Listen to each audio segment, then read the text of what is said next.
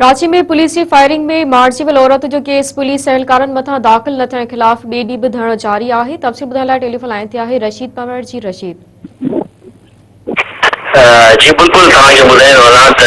ॿ ॾींहं अॻु गुलशन अजीज पुलिस जी फायरिंग वारे वाक़े में समा बिरादरी जी हिकु औरत मारिजण में ऐं हिकु ज़ख़्मी थियण वारो मामिलो स्टील टाउन थाणे जे एसएचओ समेत मुलज़ अदाकरनि ख़िलाफ़ केस दाख़िल न थियण ख़िलाफ़ कल्ह खां वठी जेको गुज़िरियल 22 कलाकनि खां वठी जेको आहे उहो समा बिरादरी तरफ़ां घगर फाटक लॻ ससुई प्लाज़े ते धरणे जारी आहे। समा बिरादरी समेत सियासी समाजी दूर न पिणु हुन में शिरकत करे कराची खां अस्पताल मां इलाज कराए मोटंदड़ आल्टो कार ते पुलिस एहलकारनि जी फायरिंग छते ऐं साहिली इलाइक़े में खेती बंदर जे समा बिरादरी मौजूद शख्सियत याकूब समेत जी भेण साहिरा समूह कतल ऐं संदसि धीअ ज़ख़्मी थियण वारे वाक़े जो केस दाख़िल कराइण लाइ गुज़िरियल 21 कलाकनि खां फरियादी मुतासिर सियासी समाजी दुनिया जेके आहिनि उहे रोड ते वेठल आहिनि, मगर जेको पुलिस ऐं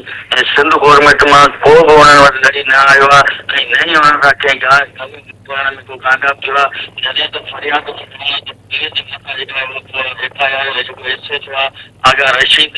ख़ान उन जे मथां जेका आहे उहा एफआईआर कटी वञे न त ॿी सूरत में जेको एतिराजी जेको राजनाथ आहे इहो सीएम ऑफ जो पड़ाव कंदो।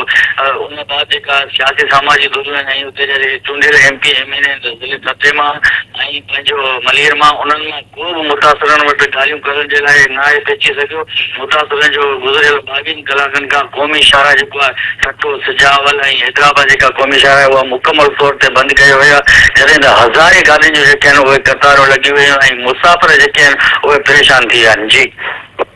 रशीद, तव्हांजी महिरबानी।